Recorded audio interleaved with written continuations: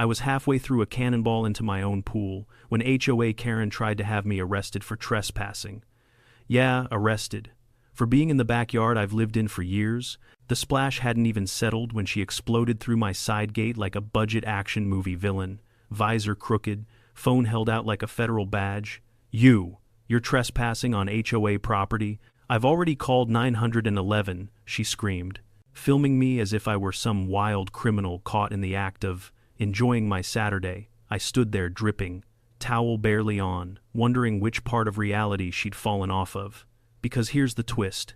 Until that exact moment, I didn't even know I was in an HOA. Spoiler alert, I wasn't. But that didn't stop her from unleashing the most unhinged campaign of fake rules, bogus fines, and late-night surveillance this neighborhood has ever seen. Before we dive into the chaos, drop your city and local time in the comments, and if you love HOA drama as much as I do, hit that subscribe button so you don't miss the madness that's coming next. The heat that afternoon felt like it was draped over the entire neighborhood, the kind of heavy summer air that made even the birds sound exhausted. I had spent the entire morning mowing the front yard, edging the driveway, trimming the hedges, and repairing that wobbly pool ladder. I kept swearing I'd fix next weekend. By noon, sweat soaked through my shirt, grass clippings stuck to my legs, and I convinced myself that I had earned a few hours, just a few of silence and chlorinated bliss. That was supposed to be the plan: float, relax, speak to absolutely no one, maybe finally finish that mystery novel I'd been picking up and putting down for 3 months.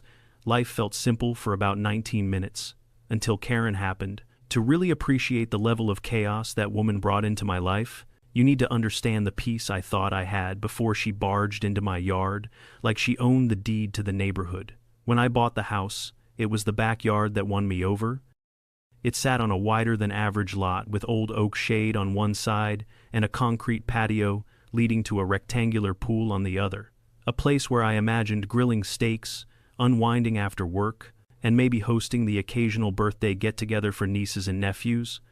I'm a middle-aged guy, not exactly a party animal. Quiet was the whole point.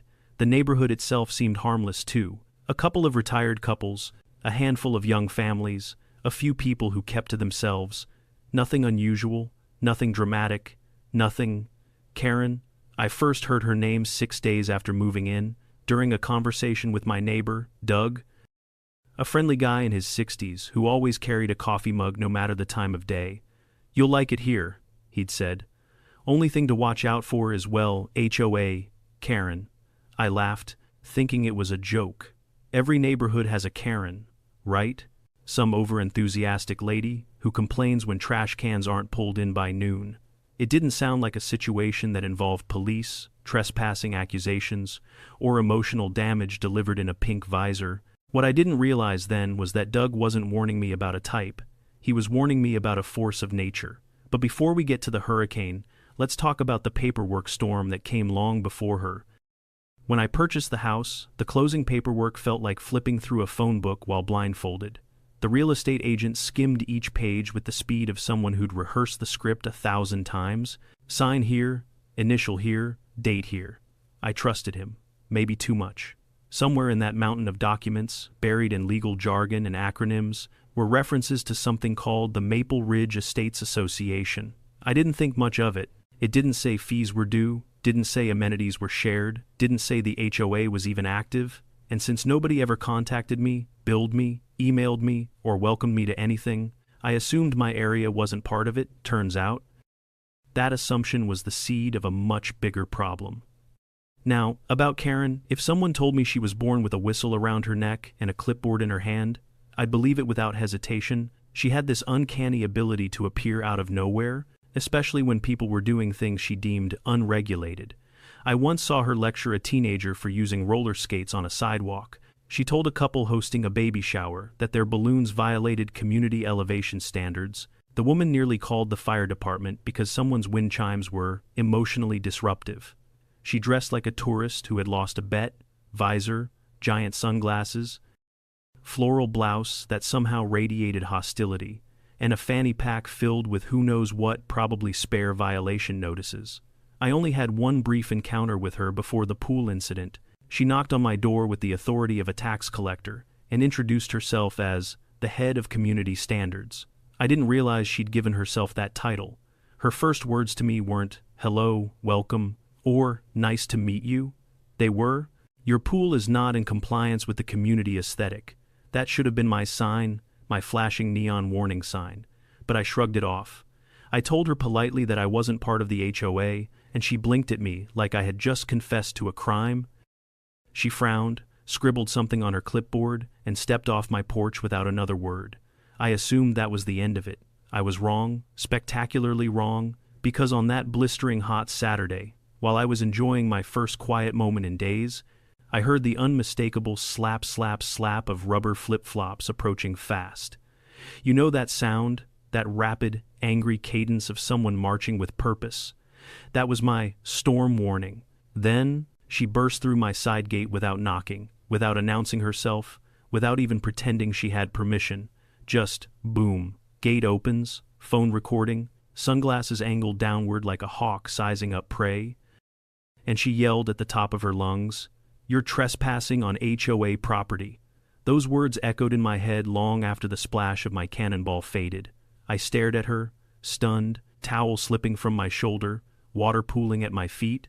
My brain couldn't process the idea that someone had just accused me of trespassing in my own backyard.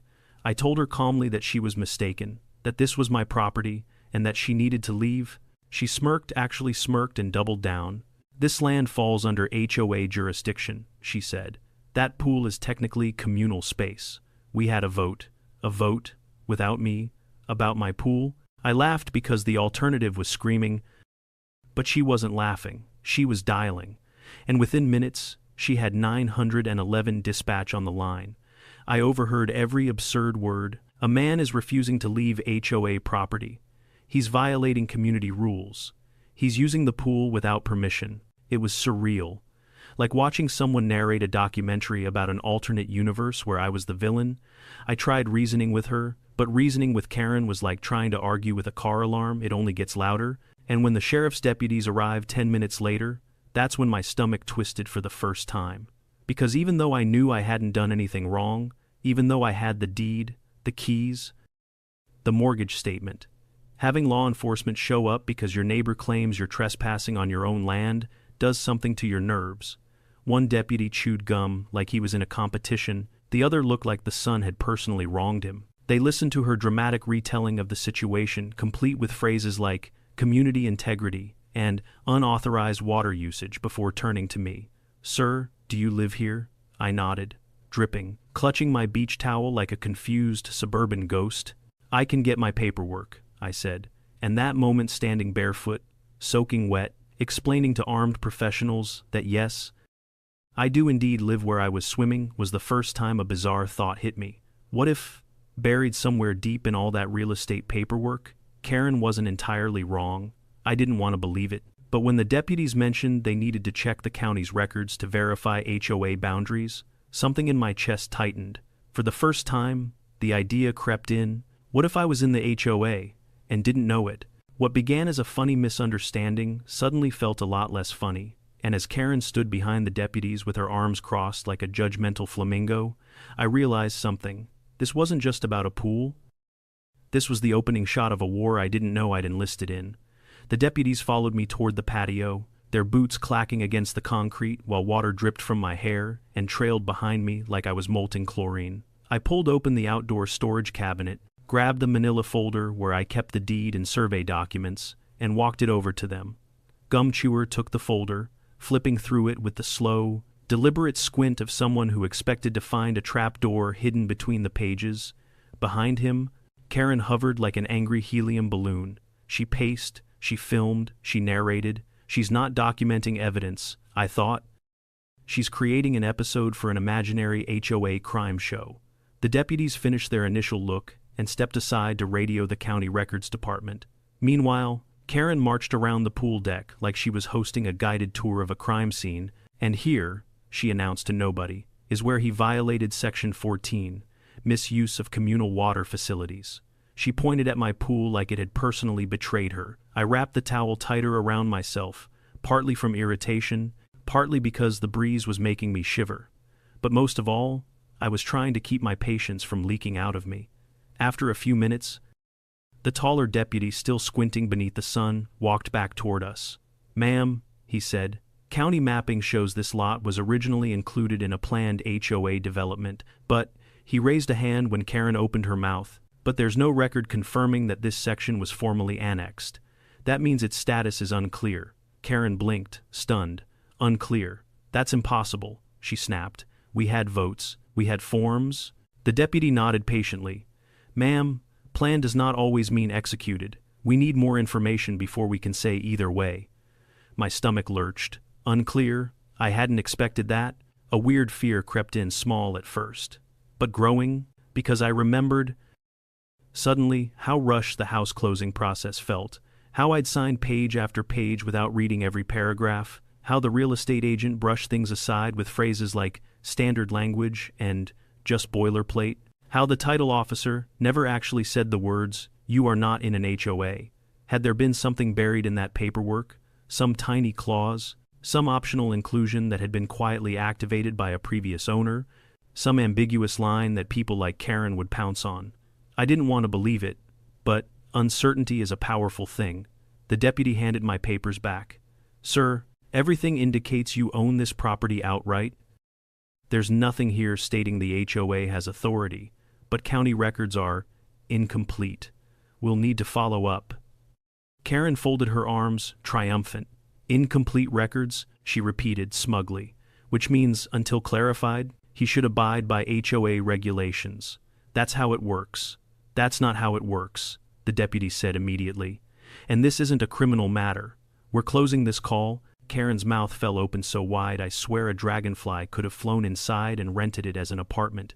"You're just gonna leave," she shrieked. The gum-chewing deputy shrugged. "Ma'am, it's a civil dispute, not police business, but he's trespassing on community property." The deputy looked at me, wet, barefoot, holding my towel like a toga, and then at the perfectly normal suburban backyard behind me.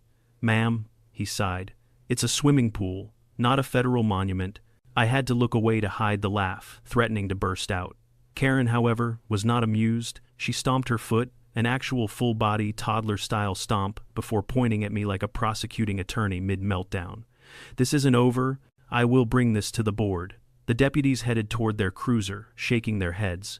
The sunburned one gave me a subtle, sympathetic nod, the exact expression a man gives another man who's dealing with a very specific flavor of misery. When they pulled away, the neighborhood fell quiet again. Even the birds seemed like they were holding their breath. Karen turned back to me slowly, like a malfunctioning animatronic figure at a theme park. "You've embarrassed me," she hissed. "You called the cops on me for swimming in my own pool?" I replied.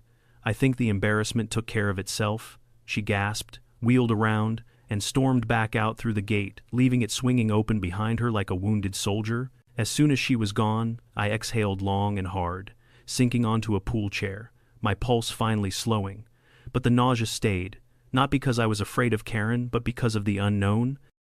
Was my house? Maybe, sort of.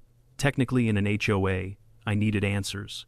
That night, I sat at the dining table, spreading out every piece of closing paperwork I still had. I sifted through title documents, survey sketches, CC and Rs, disclosure statements, and a bunch of things I probably should have read more carefully the first time. My eyes burned, my brain spun, and my nerves frayed with each page. Some lines referenced Maple Ridge Estates Association, others said optional annexation phase, others said HOA coverage areas to be finalized by developer at a future date. Future date? Was this a future date? Was I living inside some kind of HOA Schrodinger's box? Around midnight? I found the strangest detail yet, a tiny note about future amenities designation pending county confirmation. Amenities? My pool wasn't built by the HOA. It came with the house. What amenity could they possibly mean? I set the papers down, rubbed my temples, and realized with dawning horror that the root of the problem wasn't imagined, it was paperwork. Old paperwork, messy paperwork, unfinished paperwork, exactly the kind of thing someone like Karen would twist into a weapon. I needed more than a stack of half-useful documents. I needed someone who actually knew how HOA boundaries were formed, approved, and enforced. Someone who had access to the real developer files, not just scraps stuffed in the dark corners of my closing packet. The next morning, coffee in hand and nerves steeled, I walked into the Maple Ridge HOA office. The lobby smelled like printer toner and lemon cleaner. Behind the front desk sat a woman in her 40s with tired eyes but a kind smile. "Janet?" "Hi," I said. "I think there's been a mistake regarding my home. I need help figuring out whether I'm actually part of this HOA." The moment I said my address, her eyebrows shot up. "Oh," she breathed, the way doctors do before delivering complicated news. "You're in the gray zone." "The what?" She grabbed a binder thick enough to use as a weapon and flipped it open. "Your row of homes," she explained, "was supposed to be annexed into the HOA during Phase 2. The developer wrote up proposals, drafted maps, even circulated a preliminary vote, but the annexation was never finalized. No signatures, no county filings, no official approval. So, I'm not in the HOA?" She gave a hesitant tilt of her hand. "Legally, it appears not, but the old maps make it look like you should be, which is why Karen thinks she owns my pool," I muttered. Janet sighed. "Karen thinks she owns many things. She used to be on the board, very enthusiastically. So enthusiastically that the other board members had resigned within the year, apparently." "Can you put something in writing for me?" I asked, just clarifying that my home isn't under HOA jurisdiction. She hesitated, biting her lip. "We need to verify everything formally, dig through old developer files, check county archives. It might take a few days." A few days, meaning Karen had a few days head start. I walked out of the office, uneasy, not defeated, but not confident either. The ambiguity hung over me like a storm cloud. When I got home, a single sheet of paper fluttered in my mailbox.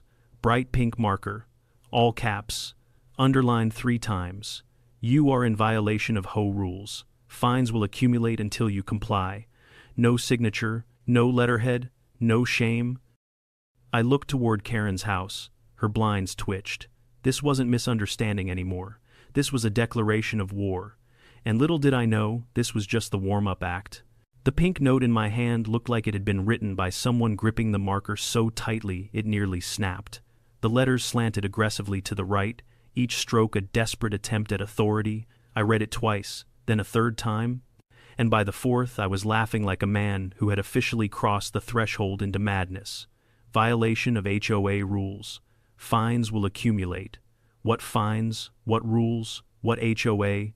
For a moment, I just stood there on the sidewalk, the morning sun beating down on my shoulders, trying to convince myself that this was still the real world and not some bizarre sitcom episode where the villain wore floral blouses and weaponized stationery. But the laughter faded quickly, replaced by a sinking feeling deep in my stomach, because Karen wasn't just leaving notes, she was escalating, and people like her, they never escalate just once. I took the note inside, tossed it onto the kitchen table, and paced my living room like an animal, trying to outrun its own thoughts. Now that I knew my property was sitting in some bureaucratic limbo annexed on paper but not in law, I understood why she felt entitled. All she needed was a scrap of ambiguity, a sliver of daylight, and she'd wedge herself into it like a territorial raccoon. I figured I'd cool off with a walk around the backyard, fresh air, maybe some shade under the oak tree, something to break the tension building behind my ribs, but as I stepped out, the crunch of paper under my shoe stopped me cold. Another notice, this one tucked under a decorative rock by the back steps. A printed sheet with a fake HOA letterhead she must have copied off Google. Notice of non-compliance, it read. Unauthorized private use of community swimming facility. She'd even assigned me a violation number, like she was tracking me in some personal spreadsheet of neighborhood offenders. Oh, she's lost her mind? I muttered to myself, folding the paper carefully. Actually, not just folding, preserving, because something in me clicked. I needed to keep everything. Every note, every fake fine, every petty attempt at control, all of it. People like Karen thrive in shadows, in ambiguity, in he said, she said battles. But if she wanted a war, I intended to document every single shot she fired. The doorbell rang. I nearly jumped. Did she have sensors detecting whenever I touched one of her ridiculous notices? Nope, just the mailman, who greeted me with a weary smile.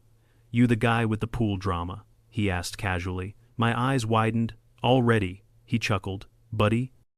She was talking about you yesterday at the community mailboxes. said you were refusing to comply with water use regulations. Whatever that means, it meant Karen had officially launched her smear campaign. I thanked him and shut the door, leaning against it with a groan. She wasn't just playing HOA police. She was building a narrative, a story where she was the guardian of community standards, and I was the outlaw, splashing recklessly in forbidden waters. What I didn't know yet was that her campaign had already reached half the neighborhood. That afternoon, while I sat at my patio table, sifting through paperwork, Doug wandered over with his mug of coffee, the same one he always carried. Even at 3 p.m., like a man whose bloodstream was 40% caffeine. "You doing okay?" he asked, studying my expression. "I'm being hunted by a woman who thinks she owns my backyard," I answered. "So no, not really." Doug sighed and nodded knowingly. "She used to do this to the last guy too. Accused him of violating garbage bin alignment standards. He moved 2 months after she started leaving notes on his windshield." "Windshield," I repeated. "She leaves notes on cars. Only when she's feeling bold," Doug said with a grimace. "When she gets creative, she starts making up violations nobody's ever heard of." I gestured to the stack of papers beside me. "Already happening." He squinted at them. "Oh boy, she's in rare form." As if summoned by her own reputation, the faintest rustle came from over the fence. Doug and I froze, and then a camera flash. "Is she taking pictures of your pool?" he whispered. I nodded slowly. "I think she's creating a case file." Doug took a long sip of his coffee. "I'd get cameras if I were you." The idea hit me like a spark. Cameras, evidence, proof. If Karen wanted to play detective, I would give her her own documentary, one where she was the main character digging her own grave. That evening, I drove to the hardware store and returned with 2 motion-triggered security cameras and a video doorbell. Installing them was oddly satisfying, like mounting defenses before a siege. By the time the sun dipped below the rooftops, I had full surveillance on my yard, driveway, mailbox, and side gate. Let her try something now, but even I wasn't prepared for what the footage would show. The next morning, coffee in hand, I sat down to review the night's recordings. The first few clips were normal branches, swaying, a squirrel sprinting across the fence, a stray cat investigating a flower pot. Then I reached 2:13 a.m. There she was, Karen, in a robe with lavender clouds on it, crouched low like a suburban ninja, holding a flashlight between her teeth, in her hands a stack of pink notes. She crept across my driveway, glanced around like she was infiltrating a high-security facility, and stuffed one into my mailbox. Then another under the welcome mat. Then she tiptoed to the side of the house, looked up at one of my windows, and whispered something I couldn't hear but absolutely did not want to know. Then she bolted, full sprint, robe flapping behind her like a deranged cape. I stared at the screen for a long time, unsure whether to be disturbed or impressed. This woman had crossed from annoying neighbor territory straight into unhinged vigilante territory, and she wasn't even pretending to be subtle about it. I went outside and checked the mailbox. Sure enough, another notice: unauthorized pool sound levels detected after sunset. I looked around at my completely quiet, completely empty yard. Sound levels of what? I asked aloud. Crickets? Inside? I recorded everything in a neatly organized digital folder labeled Karen Evidence. Each file had a timestamp, a summary, and supporting photos. If this ever went to court, I was going to walk in like Sherlock Holmes with PowerPoint. But Karen wasn't done. Around noon, as I settled into my recliner with the vague hope of relaxing for 5 minutes, there was a knock at the door. A firm knock, not neighborly, official, animal control.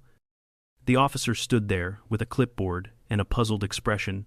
"Sir, we received a report of potentially aggressive animals on this property." I blinked once, twice. Animals. He checked the form. A pit bull, a parrot, and a goat. I stared at him, expression hollow. "I have none of those." He peeked over my shoulder into the house. "Mind if I take a look?" I led him through the backyard, where the only wildlife present were 2 squirrels fighting over a bird feeder and an inflatable flamingo floating lazily in the pool. The officer sighed, apologetic. "Sir, it happens sometimes. False reports, like calling 911 on a man in his own pool, like sending notices from an HOA I wasn't even part of." My jaw clenched. This wasn't annoyance anymore. This wasn't mild harassment. This was obsessive interference backed by lies. When the officer left, shaking his head. I stood by my pool and felt something inside me shift. Something firm, something final. Karen wanted a war, fine. But she wasn't going to like the part where I stopped playing defense, because now that her madness had crossed into official channels, police, animal control, neighborhood gossip, I realized one thing clearly: if I didn't shut this down, she'd keep escalating until she decided the air I breathed needed HOA approval. I marched inside and grabbed my keys. It was time to go back to county records, time to dig deeper than any busybody with a fake badge ever had, time to find the truth buried under paperwork, confusion, and legal dust and drag it into the light before Karen twisted it into something unrecognizable. And little did I know, the truth I was about to uncover would be the very weapon that turned the entire neighborhood against her. County records smelled like old paper, coffee cups no one ever washed, and the faint disappointment of underpaid public employees. The lobby was a maze of beige walls and bulletin boards plastered with outdated zoning maps. A lone ceiling fan spun lazily overhead, stirring absolutely no air but giving the illusion of effort. I stepped up to the front desk, where a clerk in her 50s looked at me with that special blend of curiosity and resignation, the face of a woman who had seen enough strange property disputes to write a memoir. "Morning," I said, trying to sound calmer than I felt. "I need information on the HOA boundaries for Maple Ridge Estates, specifically whether my property was ever legally annexed." She typed my address into her computer. The keyboard clicks echoed through the empty lobby like someone tapping a suspenseful drum. After a moment, she frowned, not a confused frown, an annoyed, bureaucratically offended one. "Oh," she murmured. "It's one of those—" "One of what?" I asked. She turned the screen toward me. It displayed a map with several shaded zones, each representing phases of the planned community. My street was in a lighter shade, boxed in by dashed lines that didn't match anything around them. The lot numbers were there, but the official stamps were missing. No signatures, no dates, no county approval. It looks like the developer filed a proposal to extend the HOA, but it was never fully processed, the clerk explained. They submitted it, but they didn't finalize it. They didn't pay the administrative fee, didn't file the annexation certification, and let me check. She clicked a few times, then pointed at the screen. "Yep, no community vote logged either. So my house isn't in the HOA." She shrugged. "On paper, no. On preliminary draft maps, kinda. In the minds of people who don't know how the process works, very yes." I rubbed a hand over my face. "And is that legally binding? Drafts? Absolutely not," she said firmly. "Until the annexation is filed with the county and approved, it's meaningless." I exhaled for the first time in what felt like days. A slow, heavy breath that left my chest deflating like a punctured pool float. But then she added one more sentence, one that made my relief skid to a halt. "But someone who doesn't understand the law could easily misinterpret this and assume your block was annexed. Someone named Karen. Is there any official document you can print that confirms the annexation never occurred?" I asked. She nodded. "I can get you a certified copy of the non-annexation status. It'll take about 20 minutes.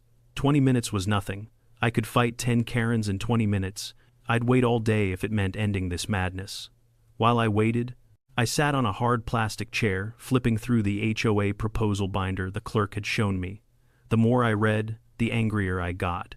The HOA had intended to include my block, but the developer abandoned Phase 2 after running out of money. There were even scribbled notes in the margins. "Hold until funding approved, pending legal review," and, shockingly, "no consent from homeowners yet." No consent, yet Karen believed she owned my entire backyard by divine HOA decree. The clerk eventually returned with a beautifully stamped, embossed certificate, stating, in no uncertain terms, "Parcel 17B remains outside the jurisdiction of Maple Ridge Estates Association. No annexation has been approved, recorded, or legally recognized." I held the paper like it was the Holy Grail. "Thank you," I said, sincerely. "You have no idea how much this helps." "Oh, I have an idea," she said dryly. "We get trouble with that HOA at least twice a year." I froze. "With Karen." She gave me a look. "We don't name names here, but yes, with Karen, armed with proof." I left the county office feeling like a knight who had just picked up an enchanted sword. I couldn't wait to show this to Janet at the HOA office, to finally shut down Karen's fantasy empire of fake rules and pink markers, but life and Karen had other plans. When I pulled into my driveway, two neighbors were standing at the end of it, whispering in that way people do when they don't want to seem like they're whispering. As soon as they saw me, they straightened up. "Hey," one of them said awkwardly. Everything okay?" I stopped, wary. "Define okay?" They exchanged a look. The second neighbor sighed. "She's been going door to door," he said, handing out flyers. "About you," the first added. I closed my eyes. Of course she was. Of course she was expanding her turf war into propaganda.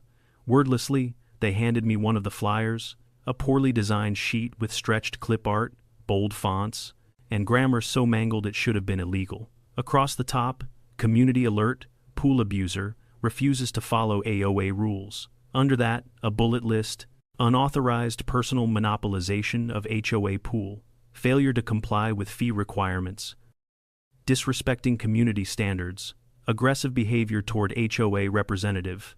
Aggressive. I stared at the sheet, baffled. The only aggressive one was the woman who filmed me half-dressed and called 911 over a splash. My neighbors looked embarrassed. "We know it's ridiculous," one said, "but she's telling people your pool used to be an HOA asset before the previous owner privatized it." "Privatized it?" I repeated, dumbfounded. "She talks like your backyard got stolen from the community," the other said.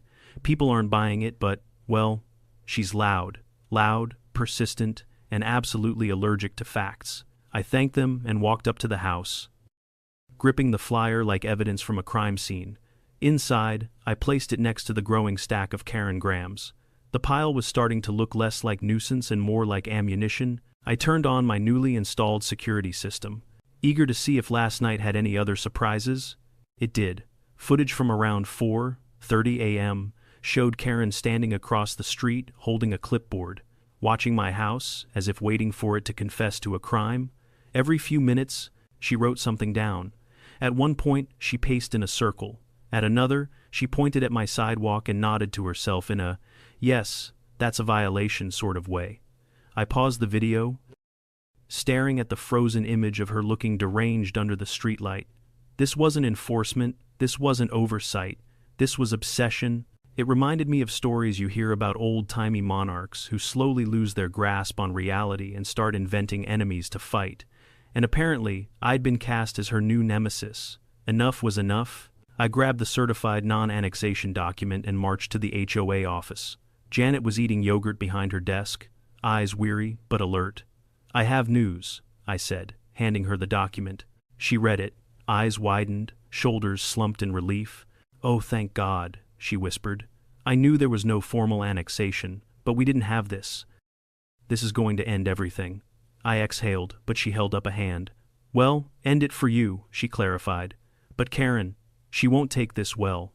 I sighed. "She's already gone full Shakespearean villain on me. I don't think she can escalate much further." Janet shook her head.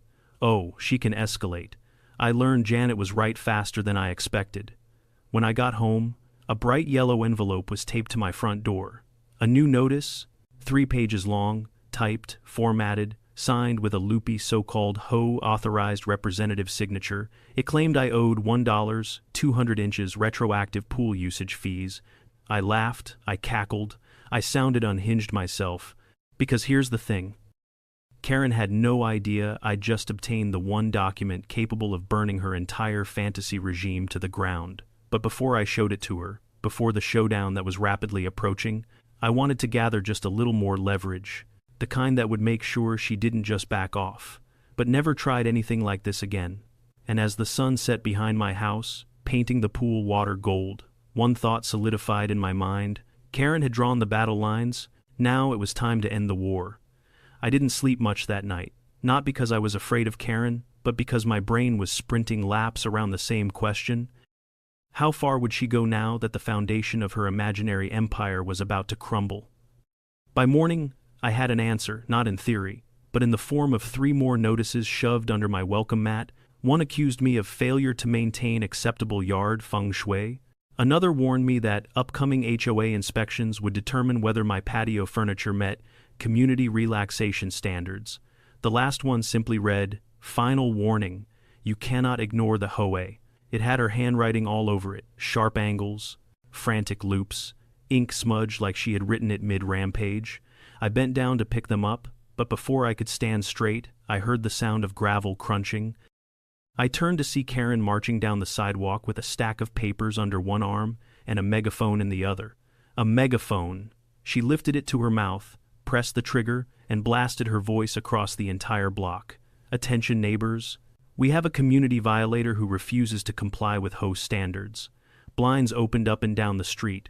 Dogs barked. A kid on a bicycle nearly toppled over. I felt my soul leave my body. I put my hands on my hips and stared at her. "Karen, put the megaphone down."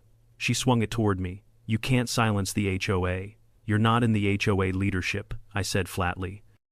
She smirked with the confidence of someone who believed rules didn't apply to her. Leadership is about spirit, not title. Oh God, this woman was 2 tantrums away from wearing a cape and calling herself Commander of Community Compliance. Before I could reply, Janet pulled up in her car like she'd been summoned by divine intervention or an HOA distress beacon. She stepped out, slammed her car door, and marched toward us with the gait of a woman who had reached the end of her patience with all forms of suburban stupidity. "Karen," Janet barked, "turn off the megaphone." Karen turned toward her with the expression of a toddler caught drawing on the wall. "I am enforcing community values." She insisted. "No," Janet said sharply. "You are violating at least 6 statutes of the state noise ordinance. And more importantly, you're misrepresenting the HOA." Karen lowered the megaphone slightly. "Someone has to. No one else is stepping up to protect this neighborhood." "Because no one asked you to," Janet snapped. I almost applauded. Karen huffed, her face contorting into the familiar shape of impending meltdown. I could practically see steam curling from her ears. "You're both conspiring against me," she spat. "But the board will side with me. They always do." Janet exchanged a look with me, a look that said, "Oh boy, she really doesn't know." "Karen," Janet said gently, "you're not on the board anymore. You haven't been for over a year." Karen's expression cracked. "What do you mean I'm not on the board?" "I mean exactly what I said. You were removed, unanimously." Karen blinked rapidly, as if hoping the world might unfocus and reassemble into a version she preferred. "That vote was illegitimate," she whispered. "No," Janet corrected. "Your unauthorized violations and misuse of authority were illegitimate." Karen looked like she might faint, or scream, or spontaneously combust. Hard to tell. Janet turned to me, clearing her throat. "Do you have the document from the county?" I pulled the certified non-annexation certificate from my pocket and handed it over. She held it up so Karen could see the embossed seal glinting in the sunlight. "Your neighbor's property," Janet declared, "is not part of the HOA legally. It has never been. All notices you issued are invalid. All fees you threatened are fraudulent, and your harassment must stop immediately." Silence fell over the street. Even the birds seemed to pause. Karen stared at the paper like it was a death certificate for her authority. Her mouth opened, then closed, then opened again like she was struggling to reboot. Finally, she croaked, "This isn't real. You're lying. You're both lying." Janet sighed. "Karen, go home." Karen didn't move. "Now," Janet added. Slowly, very slowly, Karen began backing away. Tight, jerky steps, clutching the megaphone like a shield. She reached her driveway, fumbling for her keys with trembling hands, and disappeared inside her house without another word. The door slammed. A moment later, her blinds snapped shut. Janet exhaled hard, rubbing her forehead. "I'm sorry you've had to deal with this. Truly, it's not your fault," I said, "but I appreciate you stepping in." "She's been getting worse," Janet admitted quietly, "but this is the first time her behavior spilled into something this big." I nodded. "The notes, the flyers, the fake fines." "The megaphone, yeah, big." Janet looked genuinely troubled. "If she does anything else, let me know immediately." I promised I would. After she left, the neighborhood slowly returned to life. Curtains parted, people stepped outside. Doug wandered over like a man emerging from a bunker after a hurricane. "So," he said, sipping his eternal coffee, "sounds like the HOA storm has downgraded. For now," I replied. Because the thing about Karen wasn't her loudness, it was her persistence. and I knew, absolutely knew, that the second she felt cornered, she'd come back swinging with something new, something stranger, something more chaotic than a megaphone announcement, and I was right. The next blow arrived, not with sound, but with silence. 2 days later, just as I was beginning to enjoy the peaceful return of normalcy, I opened my mailbox to find a manila envelope stuffed so tightly it was bulging. Not folded notes, not neon marker, something thick, formal. Inside was a stack of papers, court documents, filed in small claims court. By Karen, she was suing me for harassment, emotional distress, defamation, interference with community authority, and, my personal favorite, willful obstruction of HOA operation through belligerent pool usage. I laughed so hard my ribs hurt. A lawsuit. An actual, real, filed lawsuit over a pool, over an HOA I wasn't even part of, over a fantasy land she had built inside her own head. But as ridiculous as it was, I didn't underestimate her. People like Karen don't need facts. They just need volume and confidence, and she had both in abundance. I spent the rest of that evening gathering every piece of evidence I had: the county certificate, the security camera footage, the flyers, the fake notices, screenshots from neighborhood chats, the recording of Karen's megaphone moment, copies of the outdated annexation proposals, photos of my property deed, emails from Janet. By midnight, I had compiled a digital archive so comprehensive it could have been submitted to the Library of Congress. And yet, even with all of that, my biggest advantage wasn't the paperwork. It was this. Karen had absolutely no idea how catastrophically she had just overplayed her hand. She thought filing a lawsuit would intimidate me. She thought dragging me into court would cement her authority. But all she had done was give me the perfect stage to dismantle the entire mythology she had built around her imaginary HOA kingdom. The courtroom was going to be her downfall. And the neighborhood. The neighborhood was going to witness every second of it. I arrived at the courthouse early on the morning of the hearing, mostly because I wanted time to breathe before stepping into whatever circus Karen had prepared. The building was a square, beige block of government architecture, functional, emotionless, and somehow always smelling faintly of old coffee and stressful decisions. As I walked up the steps, I spotted a familiar figure pacing near the front doors. Karen. She wore a navy blazer with one sleeve, still sporting a dangling price tag.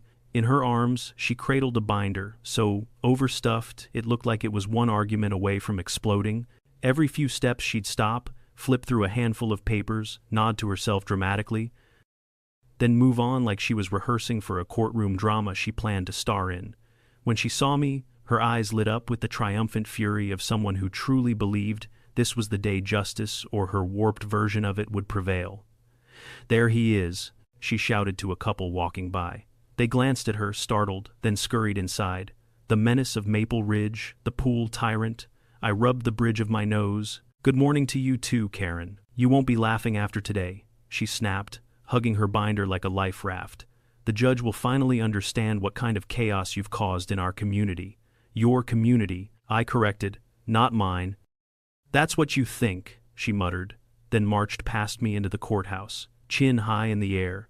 Inside, the waiting area was filled with the quiet shuffling of papers and the muffled tension of people preparing to argue about fences, barking dogs, parking spaces, and all the other small wars fought in suburban America. I took a seat, choosing one as far away from Karen as possible. She chose a seat directly across from me, staring like she was trying to set me on fire with her mind.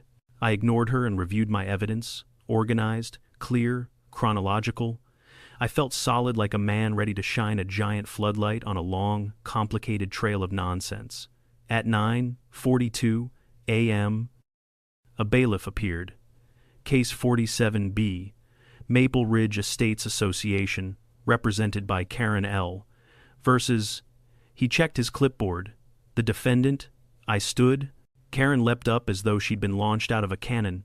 "That's me," she declared proudly, as if being the instigator of a frivolous lawsuit was worth applause. We followed the bailiff into a small courtroom that smelled like old carpet and barely restrained frustration. The judge, a man in his 60s with deep lines carved into his forehead, looked like someone who had survived at least 4 decades of petty neighbor disputes and was holding on to sanity by a frayed thread. He adjusted his glasses. "Good morning. Let's make this efficient."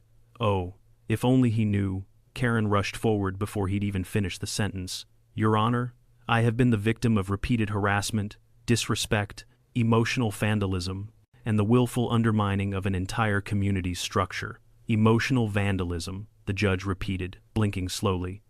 Yes, he has eroded the morale of the neighborhood, with splashing. I bit the inside of my cheek to keep from laughing.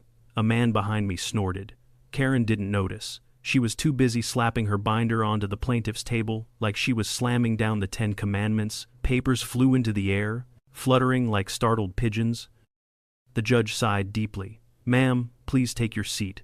Karen obeyed, but only physically. Her ego remained standing. Now, the judge said, please explain, briefly, the basis of your claim. Karen stood again, ignoring the instruction to keep things brief. Your Honor, this man, this defiant, disruptive individual, has been using our community pool without permission. It's not a community pool, I muttered. She shot me a death glare. It should be. The judge raised an eyebrow. Ma'am, is the pool on the defendant's property? Yes, but, thank you. Continue. Karen puffed up like a toad. He is refusing to pay HOA fees, refusing to follow community rules, refusing to acknowledge the authority of the board. What board? I chimed in. You were removed from office. She whipped around. Illegally? The judge tapped his pen loudly enough to silence both of us. Plaintiff, do you have evidence that this homeowner is part of your HOA? Karen froze. For the first time that day, she looked uncertain. Well, she began, flipping through pages so fast they blurred. According to this preliminary annexation map from the developer, preliminary, the judge repeated, meaning not finalized? Yes, but the intention was very clear, and the community has operated under those guidelines for years. Has the annexation ever been legally recorded with the county? He asked. Karen's mouth opened. No sound emerged. The judge turned to me. Defendant, do you have documentation regarding the status of your property? I stood calmly and handed him the certified county record. Yes, Your Honor, this states my property legally remains outside the HOA jurisdiction. It has never been annexed. The judge read it, raised his eyebrows, read it again, then slowly looked at Karen over his glasses. Ma'am, he said, it appears you have filed a lawsuit without verifying that you had any authority over this man's property. Karen's face reddened. But he disrespected me. Not actionable. The judge replied. He undermined my leadership. You are not a leader of anything, he said plainly. He made a mockery of the HOA. No, the judge said firmly. You did. The courtroom fell silent. Karen looked as though she'd been slapped with a frozen salmon. Your Honor, there must be some mistake, she stammered. He closed the file. The only mistake was filing this claim. The court dismisses all charges against the defendant. I exhaled. Relief washed over me. Warm, clean, final. But the judge wasn't finished. He adjusted his glasses again, the way men do right before they deliver a devastating truth bomb, and based on the defendant's submitted evidence, he gestured toward my binder. It appears you, Ms. L., have impersonated an HOA officer, fabricated fines, misled neighbors, and repeatedly harassed a private homeowner. Karen's jaw unhinged. I didn't. I was just... Enough. He held up a hand. This court is issuing a restraining order. You are to have no contact, direct or indirect, with the defendant. Any further harassment, fabricated notices, or misuse of HOA authority will result in criminal charges. Gasps rippled across the courtroom. Karen swayed like she might faint, but stubbornness kept her upright. No, she whispered. No, you don't understand. I am the HOA. The judge shook his head. Ma'am, sit down before you embarrass yourself further. But she already had. I gathered my documents while Karen stood frozen, binder dangling from her fingers. The bailiff approached her with the paperwork for the restraining order. She didn't take it, just stared at me with an expression equal parts fury, confusion, and existential collapse. As I walked past her, she whispered, "This isn't over." I glanced back. "It is for you." Outside the courthouse, sunlight spilled across the steps. I paused, breathing in the warm air, not the tense, suffocating kind that had filled the neighborhood for weeks, but clean air, free air. For the first time, I felt the weight lift off my shoulders. Karen was done, legally, logically, officially. But the neighborhood, the neighborhood was just getting started. Because when I drove home, my phone buzzed non-stop neighbors messaging, asking for details, thanking me, sending screenshots of Karen's meltdown, already circulating through group chats like wildfire. Later that evening, someone uploaded a short clip of her courtroom rant. It went semi-viral within hours. Memes followed, jokes, parodies, a TikTok dance called the HOA Shuffle. By the next day, Karen had closed her curtains and disappeared from public view. She'd lost the battle, lost the war, lost the myth she'd built around herself, and without that myth, she had nothing left to stand on. But while Karen was fading into silence, the neighborhood was waking up. For the first time in years, people were talking openly, laughing freely, stepping outside without bracing for a clipboard ambush. And I knew deep down that the last chapter of this saga was coming soon. A chapter Karen would try desperately to control, but one she had already lost. The silence that settled over the neighborhood in the days after the court hearing was unlike anything I'd felt since moving in. It wasn't peaceful silence, not at first. It was the heavy, cautious quiet that follows a storm. A neighborhood-wide exhale where everyone peeked through their blinds, wondering if the tornado had truly passed or if it was circling back for one final touchdown. Karen's house sat dark, no blinds snapping open, no visor-wearing silhouette pacing the lawn, no phantom clipboard rising over the fence like a periscope spying on unsuspecting neighbors. She vanished so completely it was as if the universe had simply unplugged her power source. I didn't trust it. People like Karen don't just disappear. They retreat, they regroup, they plan. But the restraining order kept her away from me. And for the first time in weeks, I could walk into my backyard without bracing for accusations of unauthorized sunlight usage. I settled back into routine, trimmed hedges, swept the patio, replaced a pool filter Karen once claimed violated community aesthetic standards. I even sat by the pool at night with a drink, soaking in the rare sensation of tranquility. Then slowly, very slowly, the neighborhood began to thaw. A family walking their golden retriever waved at me. A couple from the cul-de-sac stopped to ask how everything turned out. A teenager mowing his lawn nodded in solidarity. It was the kind of friendliness people usually show newcomers. But here, it carried something extra relief. Karen had ruled the community through annoyance, intimidation, and sheer decibel level. Her downfall was like the lifting of a long, exhausting fog. One afternoon, while bringing in groceries, I found a small box on my porch, no name, just a sticky note that read, "For surviving HOA, Karen, the neighborhood." Inside was a custom mug printed with bold letters. Not your HOA, not your rules, not your problem. I laughed harder than I had in months. Word traveled. More neighbors emerged from what I can only assume were months, maybe years, of tyrannical silence. They shared stories. How Karen once counted Christmas lights because excessive illumination causes moral decline. How she followed delivery trucks to ensure proper package placement. How she once tried to ban pink flamingo yard ornaments because they encouraged rebellion. Turns out, my pool saga wasn't the most absurd thing she'd ever done, just the most public. And so, after a week of this communal breath of fresh air, I decided we all needed something more. Something symbolic, something therapeutic, a celebration not of me winning but of everyone finally being free. So I threw a pool party. Not just any party, a theme party titled Freedom from HOA Tyranny. I made digital invitations and slid them discreetly into mailboxes, careful not to violate the restraining order by sending one to the woman who had inspired the entire event.